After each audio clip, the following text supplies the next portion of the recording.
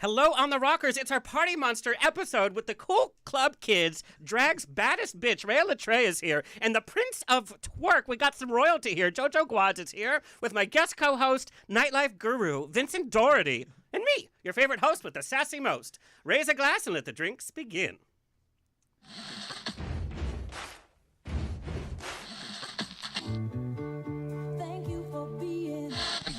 Life is a banquet, and most poor suckers are starving to death. I'd like to propose a toast. This is On the Rocks with Alexander, where I drink with your favorite celebrities as we talk about fashion, entertainment, pop culture, reality TV, and, well, that's about it. So pop a cork, lean back, and raise a glass to On the Rocks. Fasten your seatbelts. It's going to be a bumpy night. Ooh, listen to that applause. It's already happening, folks. Buttons and bows and pantyhose on the Rocks podcast, a place where we're too glam to give a damn. I just love Valentine's Day. We just finished.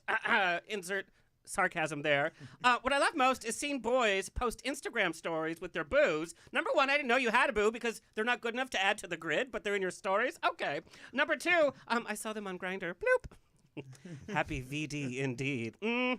Like us on Twitter and Instagram at On The Rocks On Air, and on Facebook, On The Rocks Radio Show. Send me an email. Book me for a wedding, funeral, quinceañera, bris. I don't care. I will show up. Info at OnTheRocksRadioshow.com. The show is presented by Straw Hat Media. You can watch and or listen to our now almost 300 episodes at OnTheRocksRadioshow.com. You can watch us on Apple TV, Roku, Amazon Fire TV on the Outa.tv app, Facebook Watch, streaming with pride on SVTV, and on Channel 31 on the East Coast. Hello, East Coast. 4 times a week. The show is brought to you by FanDaddies.com, bringing you the sassiest and classiest clacking fans and hats for prides, EDM parties, sassy selfies, and even sci-fi nerds. Live long and prosper. Head to FanDaddies.com. Support your small LGBTQ businesses. Also, a word of warning, tonight's shenanigans are being fueled by the vodka tastings of NEFT Vodka. Pure taste, it's damn good vodka. It's even in the name, damn good vodka. Vodka as it should be, that can be drank neat or with anything you want to mix with it, and I have mixed everything with it, and I don't get a hangover the next day, which is unbelievable. It's produced in Austria, starting with pure Australian Alps spring water and a mash bill of 4 ancient rye grains. You go, rye grains. Packaging is very unique. It's in our oil barrel right over here.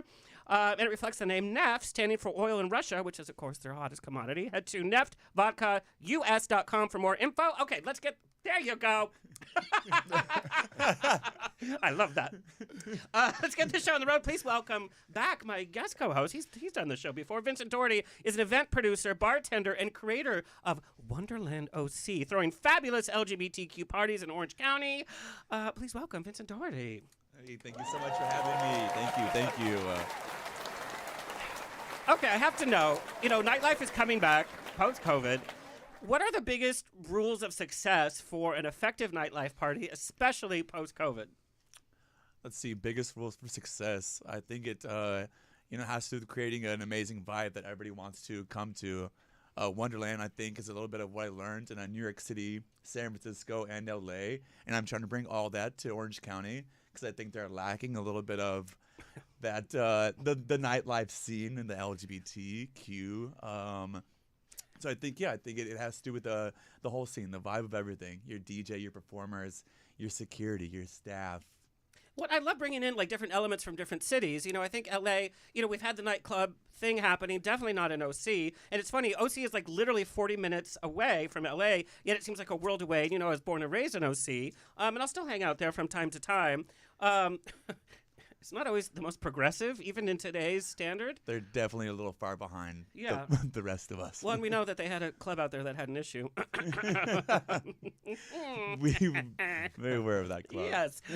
So how has the reception for Wonderland been? And I have to tell our audience, I went to the opening night, and it was like, what is happening? Yes. It's been a very successful night, and I'm very thankful for it to be at Roomba Room Live. So we're right next to House of Blues. It's a 1,200-person venue. It's huge. It is massive. So we're definitely we're in the process of building the night to where we want it to be because we've only been doing it for 3 months, and we started during Thanksgiving and Christmas and the holidays. but we've had a wonderful turnout so far. So we're excited to see what it's going to be like come summertime, spring. Well, some appearances by our cast for tonight, by the way. Yes. I have to know, like, you've done every type of venue, every type of party. You've been in all the major cities. What's like one of the craziest memories that you're like, God, I still can't believe that happened on one of my nights? Or can you talk about it? Oh my goodness. I mean, I feel like there's so many things that happen. Probably the worst ones are what you remember, right? Okay, well, I want to hear. No, I mean, I think a lot of stuff happens in the nightlife scene. I can't really think of a specific time that was the most extreme. You're just being PC. I got this question from Instagram. Do you have a boo? I think this is somebody that you know, by the way. I do not have a boo. You're boo-less. I'm boo-less. But we're booze-full today. Booze-full today. Booze-full and boo-less. I spent Valentine's Day alone, unfortunately. But I watched Fatal Attraction and had a 20-piece chicken McNugget, and I'm not afraid to say it. I had the best Valentine's of my life. Yes. Of course, I woke up with like sweet and sour sauce. I'm like, meh, meh, meh. All right. Dead. Well, my diet was dead, but okay. Let's introduce our cool kids for tonight. Rhea Litre is American drag queen, singer, songwriter, and DJ. She's a fixture in West Hollywood nightlife. Over the past decade, she has made a splash as Gay LA's gender-bending it girl, from hosting popular parties such as the weekly Voss Events Drag Brunch, Ash Wednesdays, to gracing the runways of Marco fashion shows. She has a number of hit singles out there, now streaming, and she has traveled the world, literally spreading it around. Please welcome back to the show, Rhea Litre. Ooh, drag's baddest bitch if you're nasty. Oh, she brought it. Also joining, I believe the first time on the show, JoJo Guadz is a dancer who built a fan base by publishing twerking videos and tutorials to both his JoJoGuadz Instagram and his hotter-than-hot YouTube, by the way. I watched a few episodes over and over and over in preparation for today. I was like, He has gone on to build a sizable social media presence and has twerked in every situation and location imaginable, even alongside Lisa Vanderpump. She was like, please welcome JoJo. Yo. Okay, we're just going to jump right into it. You know, we're talking about the club scene, past, present, and future. I want to know from the both of you, what was your first introduction to, like, the club scene, and how old were you? What was happening? Ooh, okay. I'm just going to go first because I'm a woman and ladies go first. No, my very first gay party was White Party Palm Springs 2004. That was your first? It was my first gay party. What a it way was to all downhill from there. How do you even go out after that? I mean, it was the most insane experience, but it was amazing because it was the first time I had ever seen so many gay men together, and to experience that so young, coming out of the closet, I think it was really special, and it really just, started my career like that. I was like, honey, drag queens and muscles, I'm in this for life. And celebrities, too. Yes, of course. You became one of those celebrities on stage. Now, White Party did have a reputation for not being inclusive, not being diverse. Is it okay, in your mind, and this is open to everybody, is it okay to have parties to be like, this is for the muscle boys. They spend time going to the gym and they pay attention to their bodies. Let them have a party. Or does everything in our community have to be inclusive? I think people that are not muscular should get out there and take off their shirt and party with the rest of us. I agree. I absolutely Why agree. not? I think the segregation has a lot to do with people being insecure, too. So it's like, girl, love yourself, love your body, love who you are, love your soul, and more people will love you. And people need to mind their business, too. Like, have a drink, girl. Yeah. Have a NEFT vodka. Okay. Cheers to that. Seriously, though. But we have had this discussion of also having an inclusive go-go boys so that we have different ethnicities now being represented. And this is a conversation that I'm sure you, as a club promoter, like, this is what the audience wants. The audience wants inclusivity and wants to progress. We're no longer segregated. Even like bear parties, I had this conversation. I still think the bear community keeps itself isolated, and you made a really good point. It's like, sometimes it has to do with your own insecurity. It's like, you know what, if you want to do it and go, then just go. Honey, and I know a lot of muscular, chubby chasers. Y'all missing out. Oh. Do you have phone numbers? Uh-huh. I need phone numbers on Instagram. JoJo, what was your first club experience? So actually, my first clubbing experience kind of happened later. I didn't really start going out until I was 23. I got wifed up at a really early age, and once that ended, then I was like, all right, I'm coming out. And I started going out in West Hollywood. Right away, I met drag's baddest bitch, Rhea Litre, who showed me the way. She showed me the VIP. It was lit. Honestly, right off the bat, it was fire. It was not hard work. He was just amazing to work with. I mean, charisma, uniqueness, nerve, and talent. You know, and not hard on the eyes. Now, we did get this question from your fans: is how exactly did you meet? Because you know, we meet a lot of people out in the nightlife. Some people stay, some people don't. Some people stab us in the back. Some people we fall in love with. What was the chemistry, and how did the friendship grow? It's actually crazy because years before I even got out to West Hollywood and met Rhea, I actually heard her song on Instagram, and I said, and I've been twerking for like 5 years now at this point. So I was like, you know what? I'm gonna do a twerk video to this bitch's song. Like, it is so good. It is fire. And I did it. She reposted it. And I said bloop. I was like, reposted. oh my, this boy twerking to my. I was living, and I mean, and then I started coming out. And then, honestly, too, the biggest thing when I started Nightlife, I started as a go-go dancer, and I had the best time every time Rhea was there. Every time it was Rhea's party, it was the party I wanted to dance at. So I asked her, I'm like, yo, can I start dancing at all your parties? And then I literally started dancing at every yeah, he single has one. horrible taste. No, but this is very true. No matter where you are in the world, and you've literally appeared all over the world, if you can go to a Rhea Litre party, even if she's just there, like, it's an experience because it is this positive type of energy. And no matter, like, what group you ascribe yourself to or what you get into, it's like, you know, you just go and have a good time. It's always a positive I agree. spin. She's always amazing. No, I have to ask, what was your first club experience? Oh, my first club experience. I think it was like Houston, Texas, actually, and it was at a lesbian bar. Oh man, no, Lesbian. and it was like $2 drinks. It I'm was like assuming. it was like a mega lesbian bar. It was like 3 lesbian clubs in one, so like all different music, different DJs, and different levels. And it was called Club Eden. Actually, I think that was my first club experience. No, it must have been like low pressure. I mean, I used to go to lesbian clubs because it was like no pressure, whatever, and the drinks were super cheap. They don't spend money, but that's just a stereotype. Don't send me an email. Everybody wants to know also your coming out story, and I know that all of you have kind of shared it on your own platforms, but for our audience here, and I know, JoJo, maybe your dad wasn't like quite on board at first. Oh, no, he definitely was not on board at all. I actually came out to him last, though, like a month before I moved to Los Angeles. At that point, I already knew I was moving, and I had a month left in New York. So I'm like, all right, this is the time. I got to tell him. So I told him. That was just, it was very, it was actually kind of sweet moment, though, because he was telling me, like, you know, you could tell me anything you want, you know, like, you know, I love you. You're my son. You know, I got you. And I'm like, really? Anything, Dad? And he was like, yeah, anything. And I looked at him and I was like, Dad, I'm gay. And he was like, what? No. He started screaming my mom's name. He's like, Vita, get down here. Sunday family dinner's on. Oh, he lost it. But yeah, my mom and my brother had already known at that point, and both were so supportive. From the second I told them, both of them were like, my brother grabbed me. He gave me a hug. He kissed me on the forehead. He's like, you know I love you no matter what. He's like, same with my mom. Now, you did spend some time in the closet, so to speak, with like a secret relationship. I did, yeah. Did that affect the way you've had future relationships? You know, all of my relationships have been terrible because men are terrible. Agreed.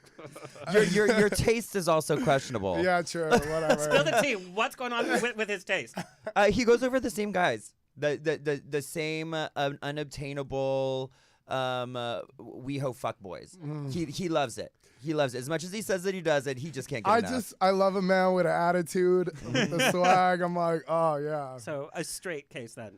I mean, I don't necessarily say just that because I can go for a femboy as well. I mean, my last boyfriend was kind of femme, you know.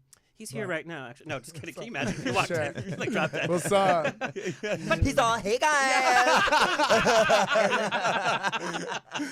Okay. But coming from, like, an Italian family, you have, like, I don't know if you guys were Catholic. I'm just, you know, assuming stereotype. And in, like, Italian Latin cultures, there's this whole idea of, like, masculine energy. And to talk about, you know, masculine, feminine, like, let's say, you know, and it's so un-PC to say, but say, like, you're very passable. You know, it's not like you walk in the room and it's like, oh, gay, gay, gay. Yeah. So that also has to play with kind of, you know, how you kind of came out. I mean, I do get that a lot. Most of the time, people don't even know that I'm gay until I start bending over and twerking my ass. You know, they're like, oh, okay, wait, he's gay. Okay. Same. Yeah, But it's definitely. funny because there's this growing number of go-go boys and even influencers that are gay baiting, is what we say. I know. They make money off of us. They charge money for their OnlyFans, but no homo, bro. Right? And it's like, Hey, I'm not mad. That Jack Hips boy, he can get it anytime he wants. I will give you $5.99 till I die. But there's nothing worse than going on someone's OnlyFans and then there's like they're having sex with a girl. I'm like, oh man, there goes my excitement. I Yeah, just for real. lost. At least fuck her in the ass. You know what I mean? I'm like, Oh snap! but do you feel that the level of gay baiting has definitely increased over the last couple of years? Because Yes. people see how popular you influencers are from Instagram, from the YouTube videos, from everything, and that's their only kind of way in. no, yeah, definitely. I agree, especially with TikTok too. It's almost like it's a trend to be gay. So they're especially going out and it's like, damn. Should you we were be fine. calling them out? Yep. Should we be saying, hey, don't follow these people, or do we not care? I mean, I don't care. Yeah, same. I don't think care the either. more the merrier, and I think the true definition of inclusivity is being inclusive to every, gender and every sexuality and what it is. I base people on the way that they treat me and other people and how they act. And if you act correctly, I'm cool. Just don't be that drunk bachelorette bitch coming up to me pulling my hair. I am not your pet, boo. Now, to be honest, there's some drunk gay guys pulling your hair, and They can pull my hair. No, They Ray, can also choke a bitch too. have you ever dated somebody in the closet? No, I've never dated someone in the closet, but I have with them In the closet. in the closet. And I'm sure some straight celebrities have reached out to you too. Actually, you know what? I did date somebody that was in the closet, and someone that was so obsessed with going to church. And Go figure. And, Love those. and- Go figure. but also she was an ice skater. Okay, so I don't know who you're trying to fool. But it was very uncomfortable for me to date somebody that was not okay with who they are because I was so out there. It just wasn't a match for me. I mean, I just felt bad for him every day. He just blew me and then just started praying and repenting. I'm like, oh, great. Oh God. I mean, it was so good he had to pray to Jesus. I mean, that's how good it was. I'm like, oh my God! And on the 8th day, I'm having nightmares. I'm having flashbacks and nightmares right now. now, Ray, what was your coming out story? Honestly, if I didn't really surprise anybody, but I ended up beating the shit out of my little sister for something, and to get out of it, I came out of the closet. So, My sister's like, thanks. I was like, it's time. Mom, I'm gay because my mom was about to whoop me. But my little sister, she was deserved the ass whooping she got. So we both got our asses kicked that day.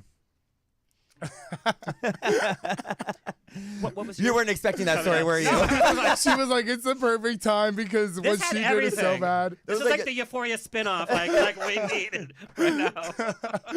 Had family drama, abuse, and coming out. Dead. How about you? Mine was actually I sent my sister a Facebook DM, literally like it was like 3 or 4 pages telling her like I was gay. She never read it. So it was like, no, stop, literally. She left you unread? She never she didn't even read she didn't even check it. And I was like, I took so much time. It was like my heart and everything to be like, Yeah. the one person who I thought was like, she never read it. So then I like reached out to my mom and it ended up being a big deal. My dad was the same way. He was like, you got to get out of this house.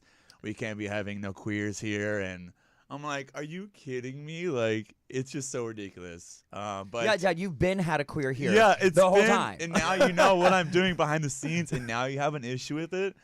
Literally, And you're, so and you're welcome for ridiculous. not shitty Christmas presents. 'cause But- gay. And then the sister who I thought was gonna be so kind about it was she wasn't nice about it. She didn't want me to. But it was like they're like in Texas, like. I was born in San Diego, but then I grew up in Texas, so I feel like it has a different kind of. It's always a surprise, and that's why there's such a fear, because people you assume are going to be totally okay with you coming out sometimes are not, and people that you assume would fight it are the first to accept. Exactly. And it just goes to what is family, which could be friends, and that's what And that was unconditional love is. And my that's it. brother was the same way. He's like a Marine, like give me like the biggest like slap my back and was like, bro, I love you more than anything. And I'm like, oh, thank you so much. The one person I thought was gonna be maybe a little iffy about it Yeah. was more than kind about it, which I love so much. He's still like one of my best friends. All right, let's talk about some of the reality of nightlife. We know that nightlife can sometimes ruin people's lives when they get too into it. Mine every night. Well, no, but here's the thing, and so this is a very serious question, is you guys are doing the party scene. I mean, every time I see you have another event or a live appearance that you guys are doing, and then when you're not, you're supporting other people's events, and you're showing up fully dressed, partying, drinking, carousing. So how do you maintain this like business empire, this brand that you both have built for yourselves while doing this? Because there's no way that I could do what you do every night. I mean, I'm a firm believer in unity and community, as my friend Matt Flynn would say. It's just about supporting each other. And, you know, I never did nightlife to, like, get rich or get one up on people or, you know, even to be a bitch. I did nightlife because I saw how happy it made people feel. You know, it brings me so much happiness to see how other people react to drag, to go-go dancers. You know, everybody has their own story going on and their own, you know, demons, and coming out, everyone's looking for a like-minded person or a new friend. They're looking for something, and that's what I love so much about nightlife. And, you know, I'm stuck with it. I mean, at the same time, it is not easy, ladies and gentlemen, and those who have yet to decide. This is not an easy career. I cannot tell you my hangovers.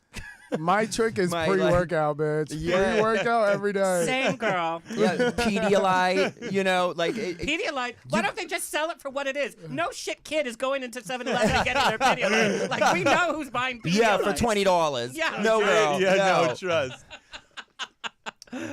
Yeah, I'm pre-workout. Literally, I have to take pre-workout every morning right when I wake up, and I force myself to the gym, and I work it out, and then I do it again. It's like it's a schedule now. Yeah, I wake up at 2 p.m. Yeah, I was going to say, I sleep till 3 every day. Is that true? I swear, every day I sleep till 3 p.m., yeah. And little known fact, you guys used to be roommates. Mm-hmm. Uh-huh. How long were you roommates for? Did that work out? Almost 3 years. It was great. It was some of the best years of my life. The pandemic split us up. Yeah. Is what it was, and we got along really well. JoJo is the best person to live with in the world. He is so clean. He is so tidy. He pays his rent months in advance. You know, like he does. I'm not kidding. I was Gagatron dread, and I was like, thank God, because I don't have my rent this month, so you could cover mine. Literally, I would be like, all right, here's rent for the next 3 months, because I didn't want to have to think about it. It was paid off. Now all the money that I was making is going in my pocket. It's going in my work, my music videos, my twerk videos, you know? So. Well, I think that's also what hits influencers and nightlife personalities. The money starts to come in, and they think that it's a nonstop well, and it's not. So people are not prepared. People had to move back home from COVID because they're like, oh, I need to buy this brand of shoes, and I need to, you know, get all of this. Or it's like, pace yourself. This is a business. Sometimes business is good, and sometimes it's not bad. And then we have a pandemic that shuts everything down. See, honestly, too, I didn't have to move during the pandemic to go back home. I did it to be strategic. I did it to save my money. I worked on my online brand. I created my website, JoJoGuadz.com, where I have a 4-month twerk training program that I literally filmed in my parents' basement. Like, you tricked out that basement, by the way. It was like MTV. And I did get this question: is like this? Okay. Yeah, literally. It did, yeah. But going back home during COVID to stay with your parents, what was it like going back? Was it kind of an adjustment because you had to answer to like a roof over your head? It was shocking. I'm not gonna lie. It was a very like culture shock, but.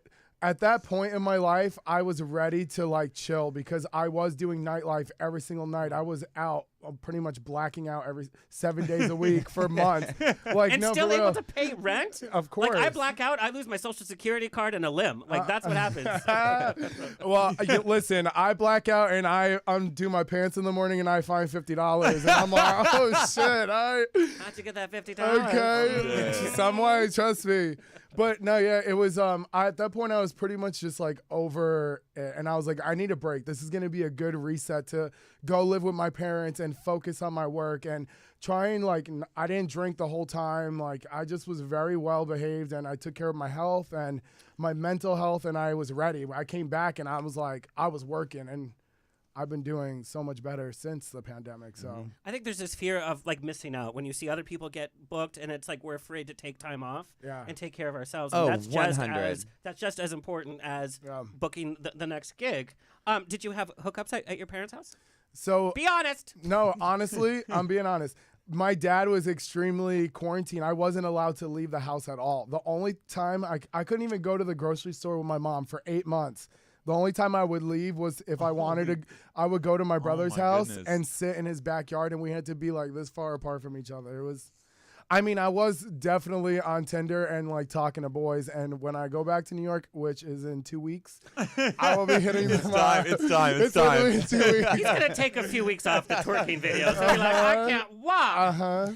Okay, so this brings me to a hot topic, and I want everybody to weigh in, however you want. Over COVID, many of us had to keep working in nightlife with appearances and such to pay the bills. There were Instagram accounts that were set up to highlight and admonish gays who were going out, who were traveling. Is it our responsibility to call out other gays? What is your take on that kind of whole situation? I loved that profile. I got my life when those queens went down in the boat, honey. I was living. I thought it was so funny. But there was Not when the queens went down to the boat. I mean, that's funny on any level. But some people lost their jobs.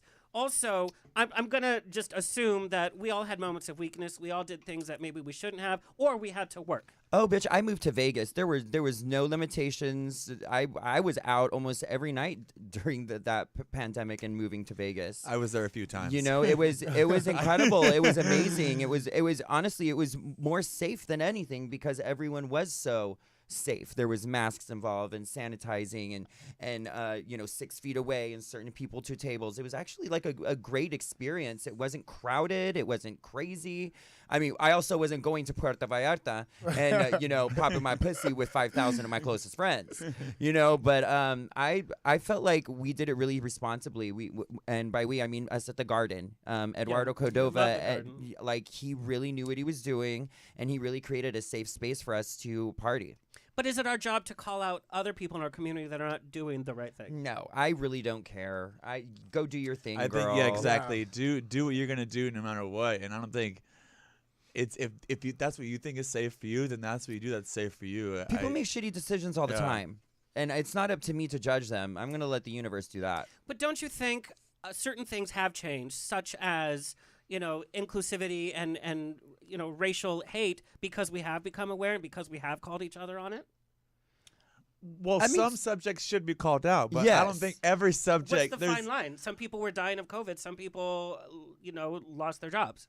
I mean, well, the tell line, your grandma to stay home.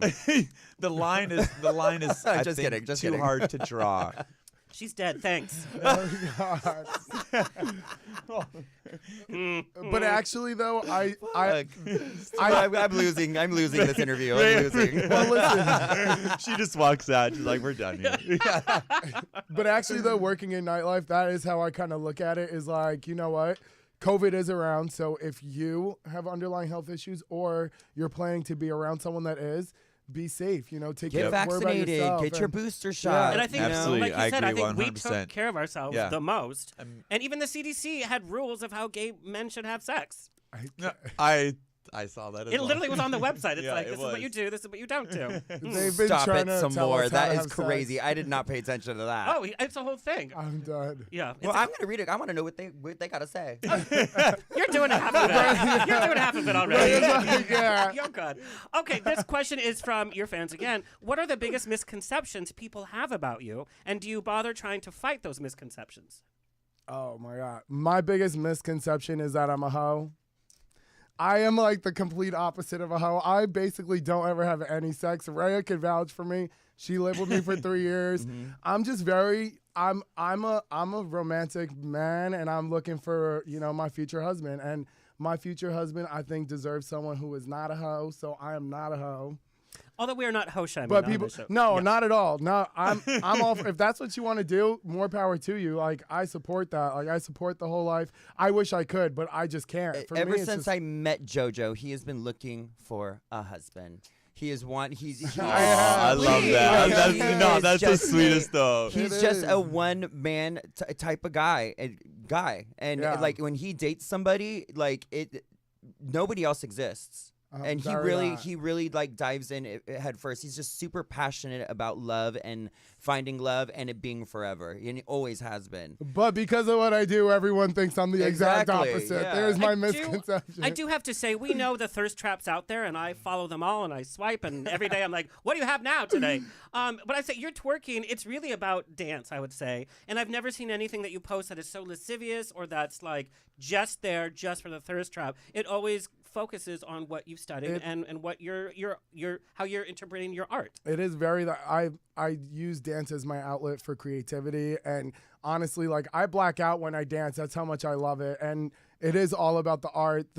I pride myself in the technique of how I twerk. I don't feel like I go out there and just jiggle my booty fat. Like I really have a technique and an art form, and I can teach it, and I take it very seriously as if someone would take any other dance style. Ballet, jazz, tap, hip hop. So I do definitely try and like put the art form of it forward, and I do that by like not showing my booty. Like I'm always wearing sweatpants, shorts, because for me it's about the musicality and expressing myself. So yeah. Yeah, I have noticed that.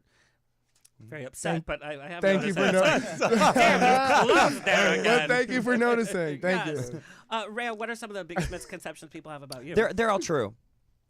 They're all true. Yeah, believe it. What? I mean, you say drag's baddest bitch. Well, people You're think not that it's a bitch. That's You true. are not That's very true. supportive. I say that I am not. People think that I'm a bitch. Yes, and I am a bitch when it comes down to it. And you come for me, I will come for blood. But I'm not a bitch because I'm a bitch. I'm a bitch because I'm a bad bitch. And I work hard, and I create community, and I create safe spaces for us, and I stand strong for us, and I will fight for us. And I have, and I will continue to do so. I like to consider myself a nightlife superhero, and I'm here to protect and serve. Serve her fellow man. Yes. She'll bend over backwards for you. Now, what are some of the misconceptions that people have about nightlife in general that you want to be like, that's not really true? Or are they true, too? Okay, nobody is dancing all together. Like when you see in a movie and like Yes. everyone like dances together. No, girl, it's actually way different than that. And I will tell and let everybody know that gay clubs will trump any straight club on the planet, period. Because the dynamic and energy is so different. I feel like every straight club I've been to has been like, the guys are trying to impress the girls, and the girls are acting like they're not interested, and there's just like this weird thing.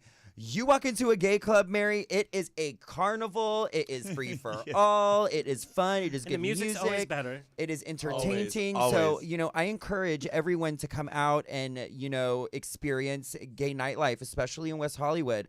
If you're in Orange County, make your ass come to Wonderland, because there's no other gay experience like that in the OC. It really is like the club kids have come Yeah, home. it's a really large is. nightlife experience, and Vinny has brought lots of icons in nightlife there. There's Kiki Extravaganza, RuPaul's Drag Race stars like Kimora Black, my sister Six from HBO's We're Here, JoJo, myself, Manila Luzon, Sir Vodka just did a big promotion there. It's just a really great experience, and the lights and the dance floor and the people. It's like I'm a slave to the rhythm in nightlife. Well, I'm glad that OC has a glimpse of, hey, there's this kind of energy. You don't have to be at some, oppressive environment. You can go out. You can, kiss somebody on the dance floor or hold hands or just really enjoy your time. There's another world out there. Absolutely. What do you think some of the misconceptions are about nightlife? About nightlife? I mean, I feel like there's a lot. I mean, yes, everyone is doing coke in the bathroom. I mean, but to be fair, they're doing it at an 84-year-old Hollywood birthday Yeah, party. 100%. It really is. Like, always the tray comes by me, and I'm like, bitch, does it look like I do coke? Like, but if you do that, that's fine. But it is literally everywhere. Like, It's literally everywhere. Oh yeah, G is G is there. Ketamine is there, honey. G is still Miss around? Molly's on the dance floor. I didn't know This- that. I didn't know that G was back. still I'm around. like, I didn't know that. Let's go back to 2001. Actually, when I lived in SF, they would do that as like pre-workout. They would do G before they went to work out at the my gym. God. I'm serious. I think they still do that. I know. I'm pretty sure it's like Yeah. a thing. Like the Muscle Boys, they do that before they go work out. I just never got into it because I really love liquor. Yeah. Like NEFT vodka. Speaking of which, I'm ready for my first shot of the night. Yes. It's Twerk Tuesday. Oh, so. Twerk yeah, Tuesday. Twerk Tuesday. Ooh, Joe, tell us about Twerk Tuesday. Yeah. Oh my gosh. Twerk Tuesday is actually my first party that I started and promoted myself. It's every Tuesday at beaches in West Hollywood. And yeah, it's literally just twerk music, $5 tequila, so everyone just gets lit and twerks all night. I usually undress and I twerk as well. It's great. Cheers to Twerk Tuesday. You'll go from sweatpants to sweatshorts. Okay. To underwear real Oh. quick. Oh. Yeah, I'll twerk in my underwear at Twerk Tuesday. You Might know? get a surprise tonight. You know? We'll be there. We'll be there. It's like, come on. Cheers. I thought he was Cheers. Oh Catholic. wait, actually, we passed me that Neff. Okay, wait. Yes. If I'm gonna pass it, I'm gonna need to pour a little bit more. No, I'll pass it back right back to you. So, no, you won't, because I need some. Now, JoJo, so talking about your twerking, the focus is, of course, on your booty. That's an element of twerking, right? Yes. But do you ever feel that the focus is so much there that you as an artist is kind of being overlooked because, you know, people are watching your ass? And do you feel ever like objectified? I mean, I don't ever really feel objectified. I guess I could, but like I low-key enjoy it a little bit, feeling objectitied, so I don't think of it. And You like that exhibitionist? yeah, I just like the Likes attention. yeah, I do like attention a Yeah. lot. All right, fine. I like attention. Whatever. It's true. All right.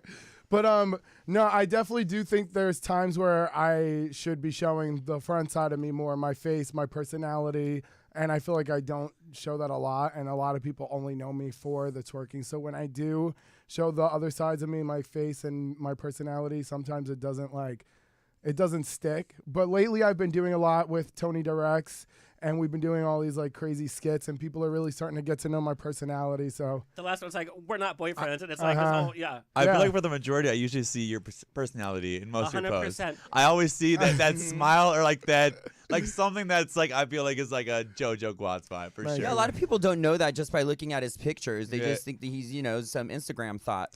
But she has a lot of personality, and he has the greatest personality. I mean, that's why I keep him around.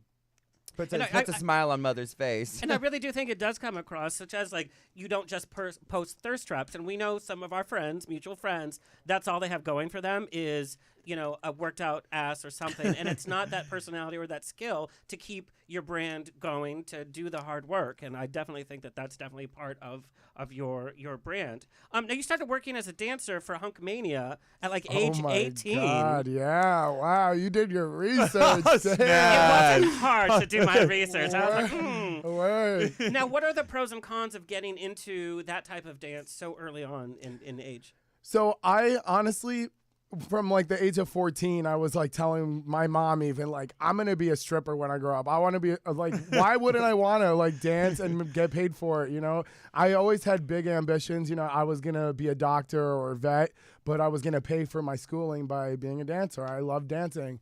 So when I turned 18, I went on a vacation to Dominican Republic, and someone there saw me and was like, wow, you're crazy. Like, come work at this club, Hunkmania. I got my job there, and like I did it as an experience to grow up because I was an Italian boy, living with my parents. They sheltered me a lot. I wanted to explore the world. I wanted to go to the city and be rebellious and, get wild. So I would take the train from Long Island all the way to Manhattan, go work at the strip club. And it was honestly the time of my life. I've always made it a huge point to, one, like stay away from drugs and leave at a reasonable hour because I didn't want to get caught up in anything.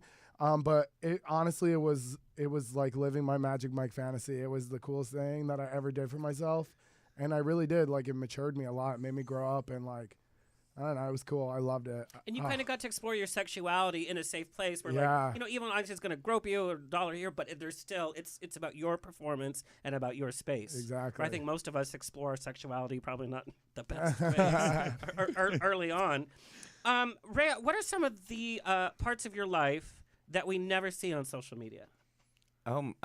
Me waking up. And Green, you have like an eyelash See here. it on my video. You have like a boob in the corner. Actually, when we were living together, I used to get some of the craziest stories from him waking me up. I mean, I look like something out of. Wait, what about the one with like the princess outfit? Hold on, stop. Story August time. Getty. No. Are you Okay. kidding? Okay, I was so like, I firmly remember this one, and it was the most entertaining thing I've This ever is seen. all the time. This is not just this one time, though. Tell the story, right? okay, well, so August, my friend August Getty, he loves to wake me up, and the way he wakes me up is by going like this.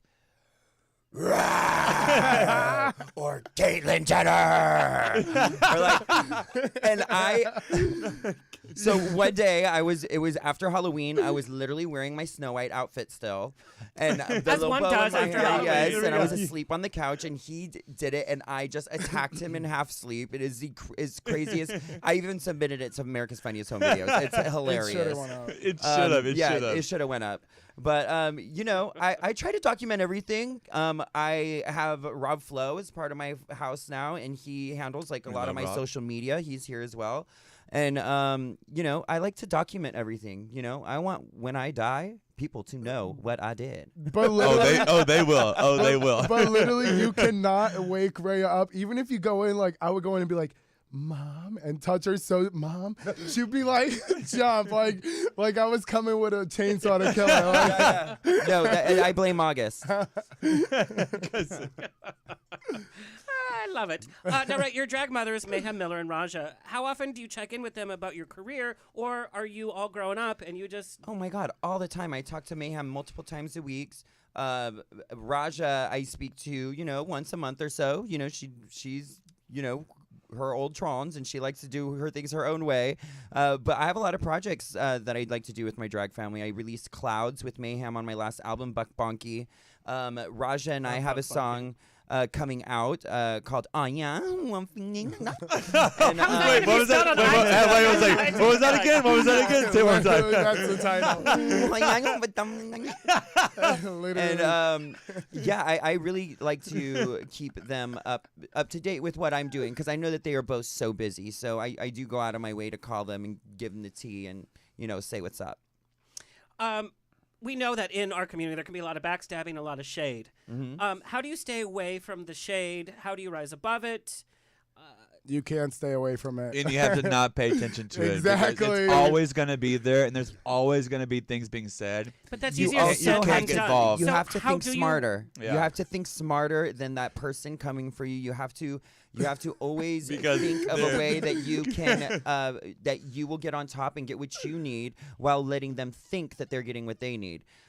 It's a little bit of manipulation play, but it's a way that you really have to navigate through nightlife. You know, these are sharks. These are monsters. Yep. You know, lucky for me, I'm a staple bitch, so you can't come for me. Yeah.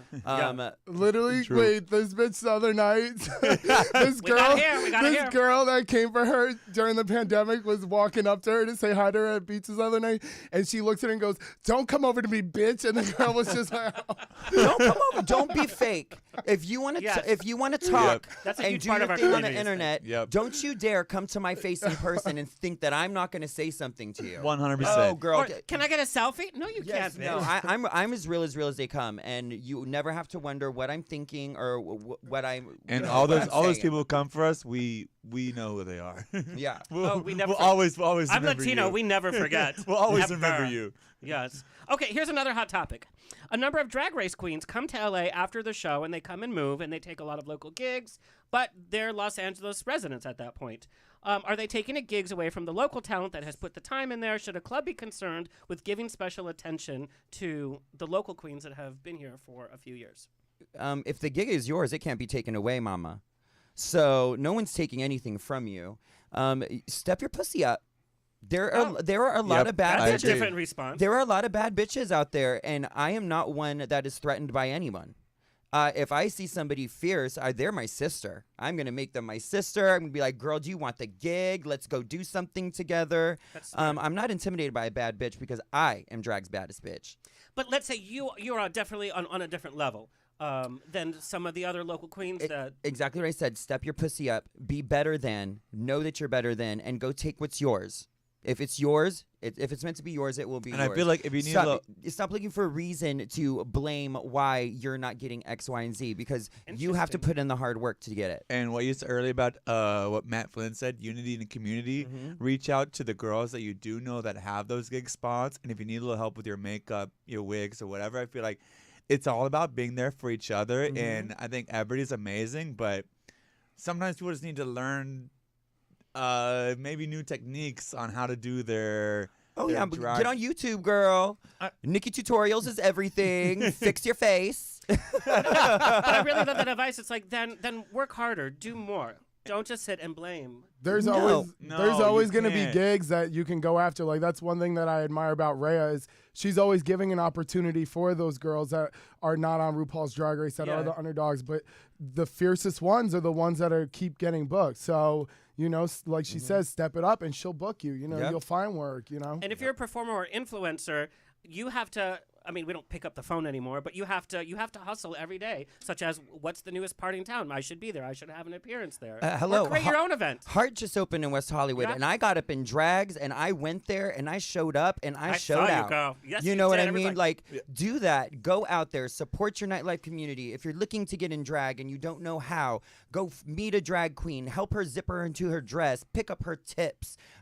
Carry her bag. Like, learn from queens. I'm sick of these queens learning from YouTube how to do drag and then coming out to the nightlife and expecting a booking because they're beautiful. Honey, you're gorgeous, but you have not put in the work nor the time. And if you want to be part of the community, you need to be part of the community. Period. I agree. Punto. Period. Amen. Rhea, I have to know about your creative process when coming up with a new song, because your songs, they have this fierce energy, but they're very different. And so are you like writing the lyrics out in the corner with a glass of wine, or is it just in the studio just kind of riffing sitting around? on Sam Garfield's bed, smoking a joint, listening to his production, and lyrics come to me. I think of a topic, you know, and you know, one of my songs is called Tuck It. The topic is literally tucking your junk. And it was Six One of and my I did it. favorites. It's on my album Buck Bonky. It's with Caswell as well, and it's a parody of Salt and Pepper's Push It. So tuck your back, shake your ass, fuck the boys, make it last. Ow, gonna party on the dance floor all night. See you checking my J-Star highlight. Hey sis, you're going on in 5. You know, like you know, it's I like music that makes you feel good and makes you feel fun. Yeah. I want to know from all of you, because you all have collaborated with different entertainment personalities, different bookers, different clubs all around the world. Have you ever worked on a collaboration that wasn't going so well, and when did you realize it was time to pull out and like call it quits? Like, this is not a good relationship or collaboration or gig for me. And I think it's hard for us all to say no, especially after COVID. We're like, yes. And I know from personal, we take a gig and we're like, what the fuck was that? I mean, for me, fun fact, everything I've recorded, I've released. My time is valuable, and I am not wasting it. I don't care what it is. It'll go out, and then, you know what? It is the year of the internet. We live in this world now. Nobody's going to remember it in 2 weeks anyway. I think for me, the biggest thing that I deal with a lot is because I am passable straight man, a lot of straight guys attack me. So when I work for companies that are predominantly straight men that are watching their content, especially if it's girls twerking, predominantly straight men are watching girls twerking. So I'm getting attacked a lot on gigs that are like that. There's even been a time where I got booed once. They said, Are you serious? They said, y'all want to see a guy twerk? And they pulled me on the stage, and literally all the dudes started booing. And guess what? The song played and I still bust down. And then everyone started going. All the girls started screaming. It was lit. I ripped off my clothes. And then none of the guys could say shit, because what are you going to do? And their girlfriends are like, why don't you look like that? Literally. I literally did a Right? song about, I have a song in the works about literally that. It's just like, you're mad about what I do, but then your girl's on my shit following me and wishing that I was her man. So it's like, whatever. Sucks for you. Well, and I know you've worked with a lot of artists that you've had to book. And sometimes, I mean, I know sometimes relationship, and it's hard to just say, hey, this is not going to work out.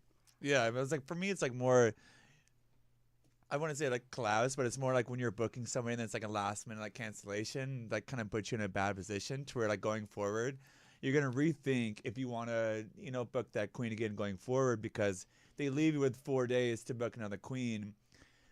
Especially with their RuPaul girl, 4 days. It puts you in a very, You said it, I didn't. a very a tough position. But you just have to roll with the punches. Sometimes it's something you can see past, because sometimes there's real things that are happening that people can't get past, and so then you just do the best you can. But I think what I've experienced, even from this show, we're doing Pride gigs, for the girls that have put the years of work, such as yourself, and the professionals. You don't have to worry about them showing up. It's the newbies that either all of a sudden have a season on a TV show or get 100,000 followers, and then their whole attitude changes. And it's like, well, did you forget how to be a professional? I mean, Well, for some girls, this is their first shot at fame. This is their first time of feeling like they were seen or heard. And, to be completely honest, excuse me, it's a little understandable because they're feeling so on top of the world. I did have an ego, and I did feel myself when I first got my little bit of fame, going my first tour in 2012 and touring the world, and I was like, ooh, yes. But at this point, I've realized what that was and why you should not be that person, and why being graceful and being appreciative of your work is the way to go. That's why people are like, girl, would you change? I'm like, girl, I've been famous for years already. I'm not gonna change. I changed when I was 23. I can't even see you changing, actually. No. I can't see you changing. but I'm glad you share that with us. It's like we all have our moments of ego, and it's how you learn from that and move on. And ego is healthy when it's when it affects Absolutely. your job, I but agree. everybody should have a healthy ego, because that's your self-confidence and that's your belief in your work. Don't beat yourself up if you have a day, if you are feeling a little bitchy that day, or you know what I mean. You're allowed to be who you are. You know what I mean? Please give me bitch. It's hard when you guys put yourself out there as influencers, because they expect that that's the person they're going to meet on the street. When either you're hungover, you're depressed that day, you're in a bad mood, and it's like, then that's all people are going to remember for that 2-second interaction, and that sucks. And people have a big expectation of me, to be this over-the-top, extreme, positive, happy twerker, I am not the Energizer Bunny. I am chilling. It's Sunday. I'm hungover. I'm on my way to church with my boyfriend. Literally, everyone all the time is coming up to me is everything okay? Are you okay? I'm like, yo, I'm chill. People don't realize that I'm this Italian boy from New York. My vibe is very chill. I get in moods where I'm hyper and I'm like, all right, let's go off and have fun. But people think that I'm like that all the time. So when I'm not being that, everyone's always, oh my God, what's wrong with JoJo? Is he okay? I'm like, yo, I'm perfectly fine. Or they say, hi, you want to twerk for us? It's like, no, bitch, I get paid to twerk. I'm not going to twerk for you on the street. Well, I'll do it, but just don't touch me. People want me to twerk for them, and then they want to come and grab my butt. Right. I get touched way too much. That's the other thing that you could ask Rhea. I get in fights. I grab someone by their throat at all. Because so if that's one thing. If you see me in public, say hi, be nice. I'll give you a hug. Just don't grab me. Don't touch me. I feel like even not as a twerker, I'm sure it's even worse for you. But I hate it. Walking through any club, it's like when someone literally grabs your ass. Sorry, guys. Not very It's like, yes. Literally, it happened to me the other day at CVS. I swear to God, At I was at CVS? CVS. It's probably some and 86-year-old guy, some too. guy Not 86. No, he was At actually. that point, you let him.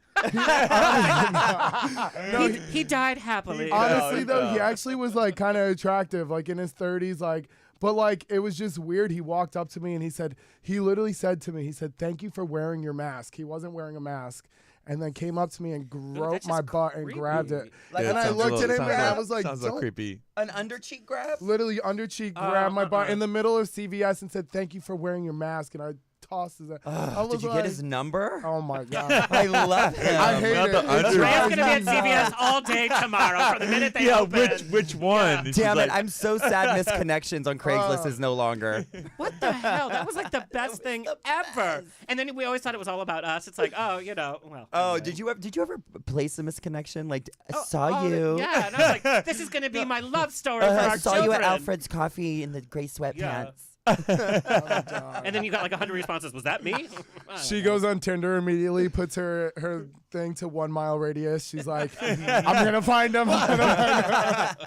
All right, hot topic. Should straight men be on a drag competition show? Should women be on a drag competition show? Inclusivity. I mean, for I guess all. it's a question for me. 'Cause, I mean, No, it's for women. I think sure. I mean, I'm like drag. Sure, why not? Good luck, though. Show me what you got, bruh. Yeah. And what I seen, you ain't got it. So I'm cool. And For me, I need my queens to have a level of fierceness. Yeah. And a fierceness, like I need to see the walk. I need the attitude. I don't see much of need that. And it's different cultures. And you know what? If you want to try and do it, but do it fiercely. I know a lot of sickening white twerkers that are like sickening, and I love it. Like you can do something that's not part of your culture per se, but do it well. Do it, do your research, do it well, and be fierce at it. Don't make a mockery of it. There's also what producers want to put on TV to make sure that there are the viewers week after week. So you keep certain people on a competition show just because people are still tuning in to wait for that. But my opinion on it is we've worked so hard to have our own voice. Let's have a few more years where it is our own voice because we fought hard. People from our community have died. People from our community have gotten beaten up. We have struggled in media. People have lost their jobs for coming out. So let's have a few more years before we need to be all inclusive for somebody that has not suffered the same way our community has.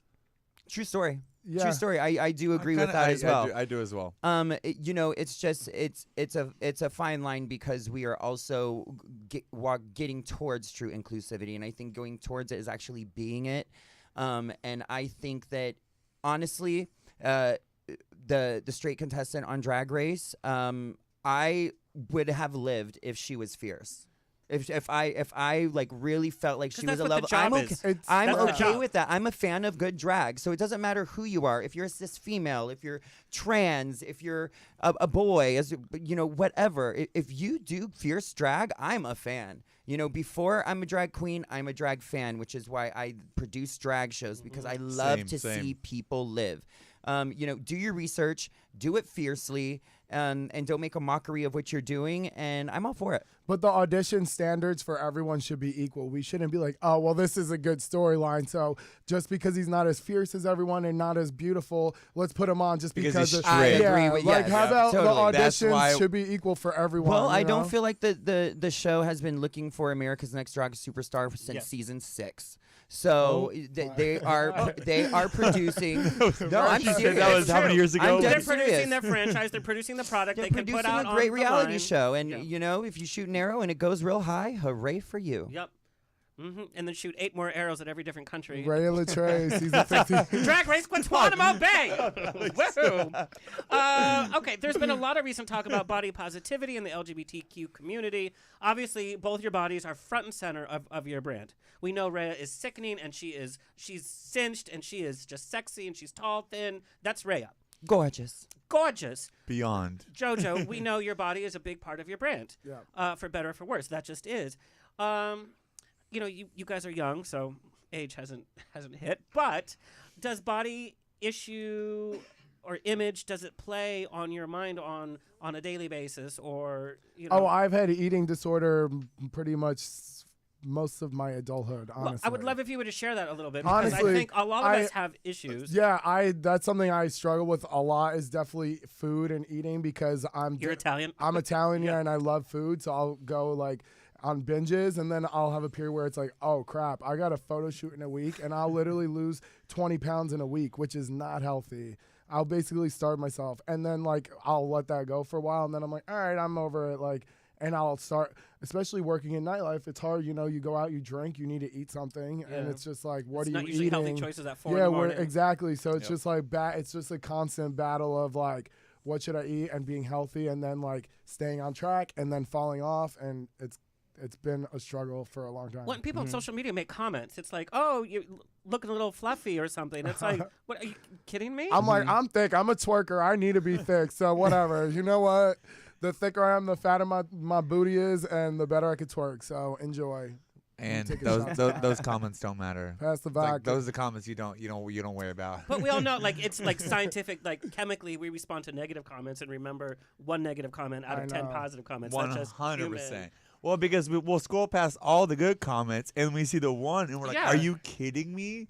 You're like, you really said that? Mhm. And so obviously that's when you remember, because it's like all the people who support you are literally saying the best things. And you have people who you And don't we know. look for that. And You're they're the totally right. ones who say the negative things. And you're like, you know what? Those comments don't even matter because Well, I We really don't- get off on them. I think they're hilarious. I have a mirror, baby. I know what I look like. Yeah. And if you want to come for me, it just makes me laugh. You know, my diet has been dick and tequila for 17 years, so my body's tight, bitch. and burritos. She just eats everything burritos. Everything I eat is phallic. That's the new flavor by NEFT. Is dick and Literally, burritos. though. My favorite flavor of burrito is dick. She will. No, but Rhea's diet literally consists of burritos. Everything. stuck. Is she having spaghetti for dinner? It's a spaghetti burrito. But I'm Mexican. I have to spaghetti have burrito? She's tortillas with having everything. breakfast. Have I you guys have had to. the Panda Express burrito? No, I haven't. No. So it's orange chicken and the chow mein, and then they wrap it in a tortilla. That sounds yeah. amazing. It's a secret menu that they only have in LA. Ask for the orange chicken. Oh, Nuggets we are are bomb. definitely doing that. Ooh, thanks, sis. So, Ray, I think you need a reality show where you actually confront people that leave comments. Like, you find out like catfish, but you go like find them out and be like, "Hey, remember this comment you made?" and watch them shit their pants. We get where they work and where their family lives. we do the research Alexander's doing. Yeah, and, literally, and we yelp them to death. Let's go. Okay, not to get so deep, but being so involved in the gay entertainment community, what do you think the biggest issues facing the LGBTQ community are today? Sorry, what was that? What do you think the biggest issues affecting our community are today?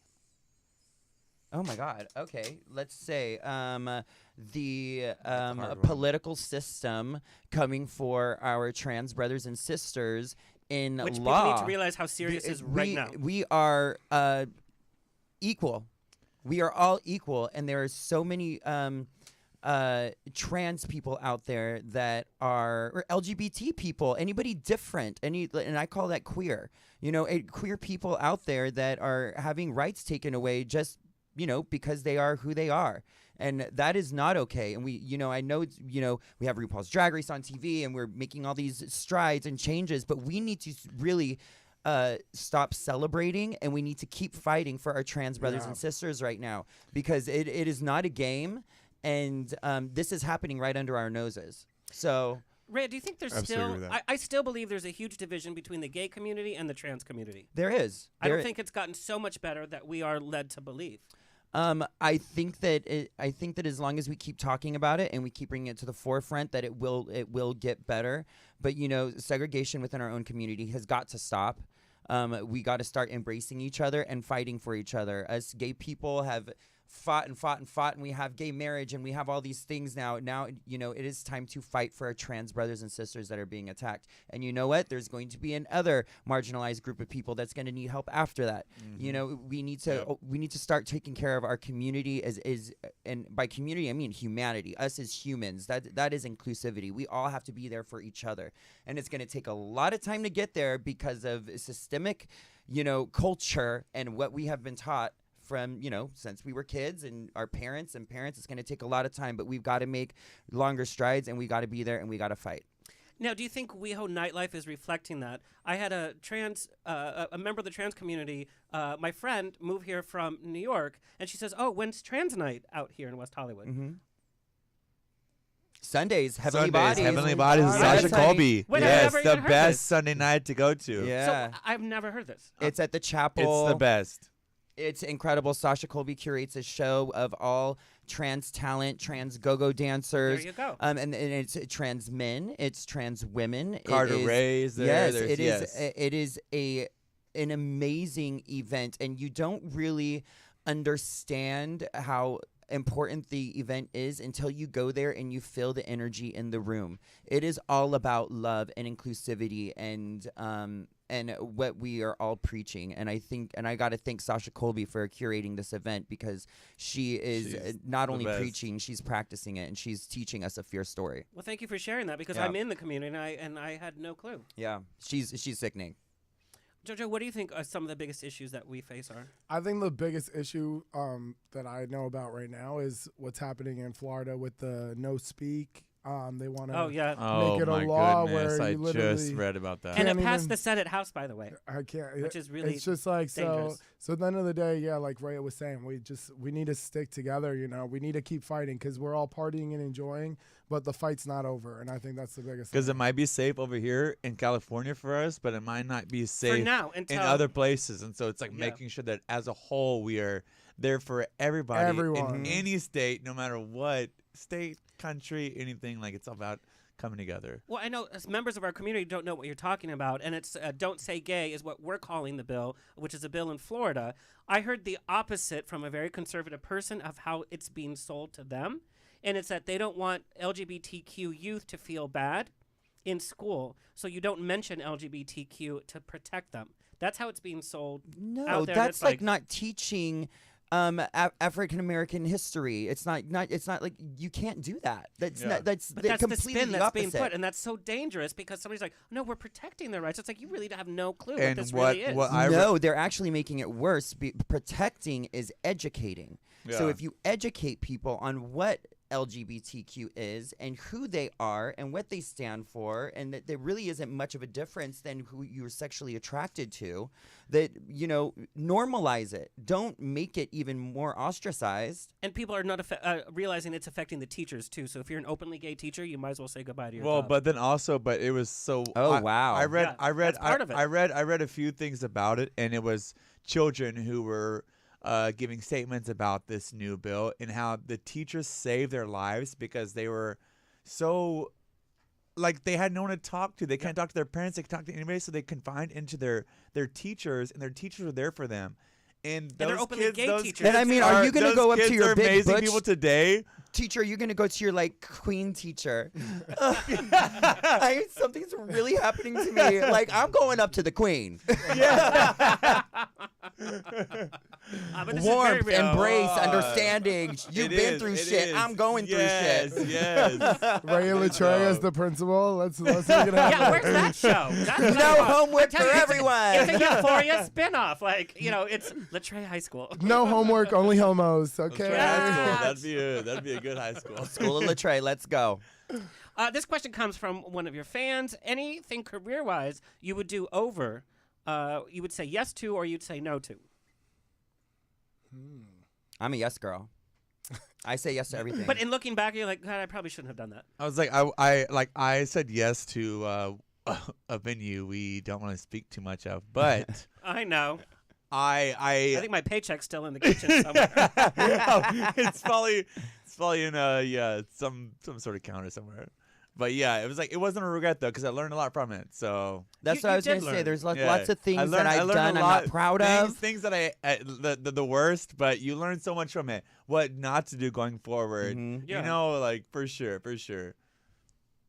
Yeah, I don't have any regrets except for the men that I dated. So.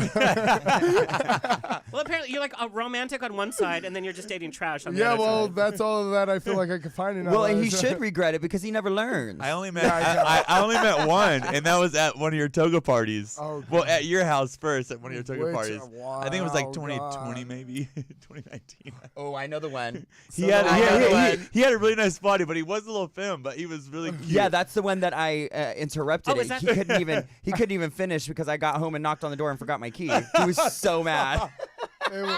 In that moment, I decided I needed to get my own apartment.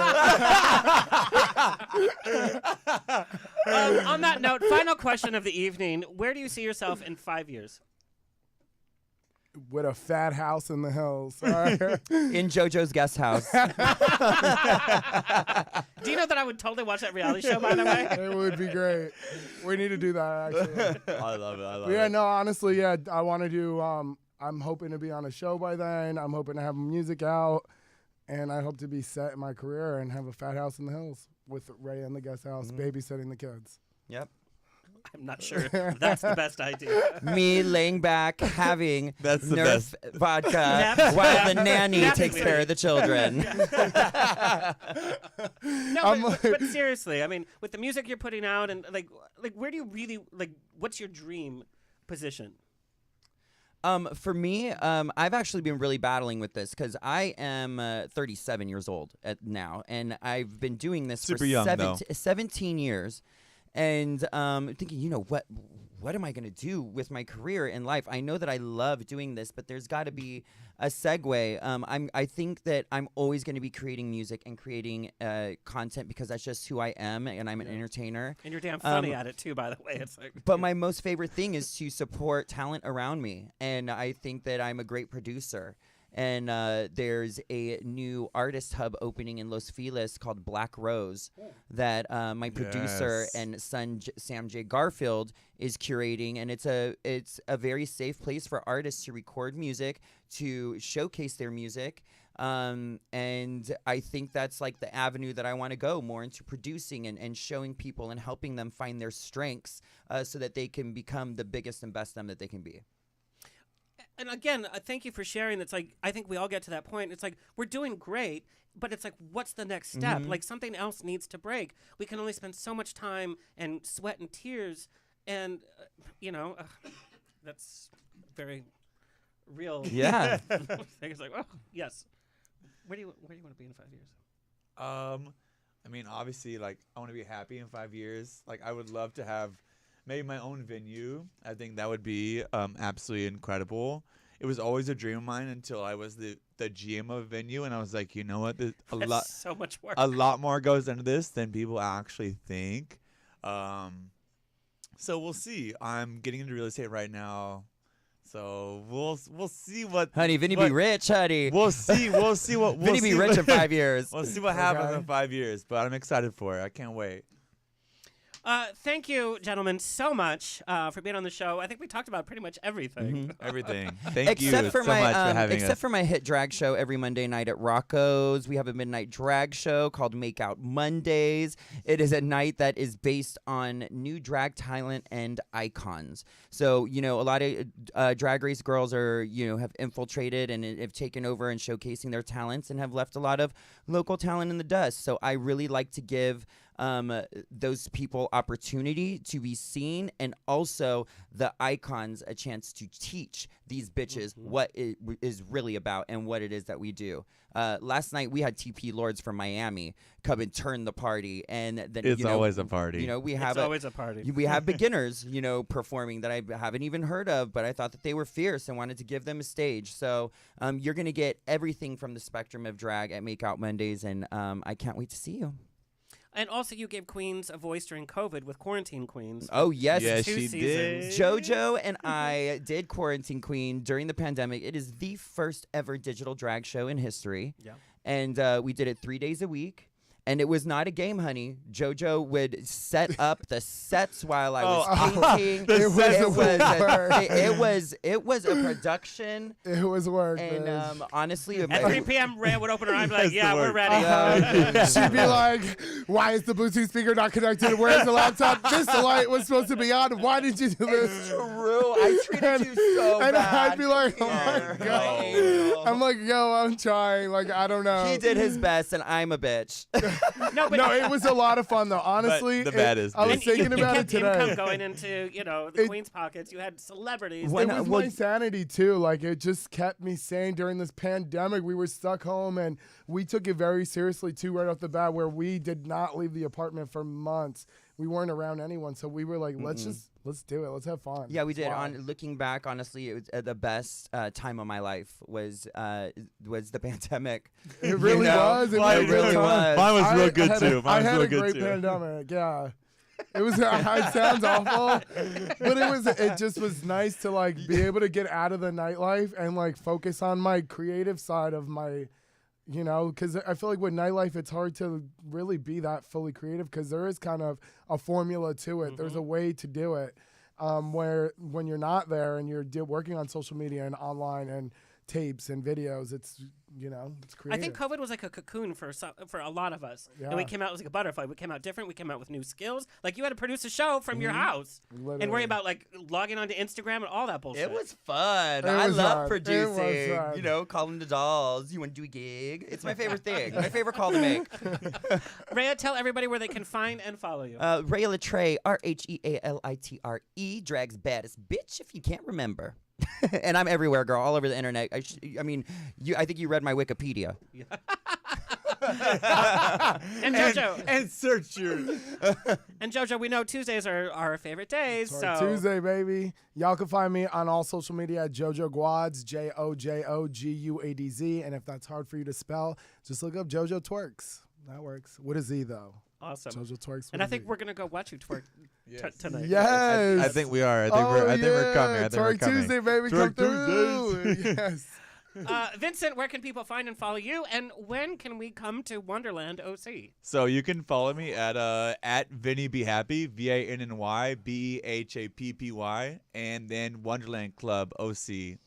And I tell you, it's an experience. It's like walking into Willy Wonka, Studio 54, and like a John Waters film all at once. And this Thursday, actually, February 17th, everybody who walks in has the chance to win VIP bottle service until midnight. And Kimora Black will announce the winner at 12:30 a.m. So shortly after midnight, somebody will get a free VIP bottle service package for March 3rd. Our Devil Wears Nada party. Ooh. Hot. I'm going to be there without bottle service. Not. I'm going to be there. Speaking of bottle service, I'm going to have some more NEFT vodka. Wait, can I actually? Anyone else? You toss it back? Let's do it. Lord help us. Well, that's all, folks. It's always a grab bag of fun here On the Rocks. Big thank you to our fabulous guest, my engineer, Tony Sweet, our social media clip engineer. I'm going to just have a little. Yeah, Good girl. it's Good And good. honestly, like you have this neat, and it goes down like butter. Butter. Like my voice, right? Wow. No, yeah. You were talking about that before the gig. You're like, oh, you hear my voice? You sound like B. Arthur, by the way. You're I like, love it. I know y'all been waiting to I know hear y'all the been sound of my voice. Right? JoJo Guadz is your favorite. You know there's no other choice. Hey.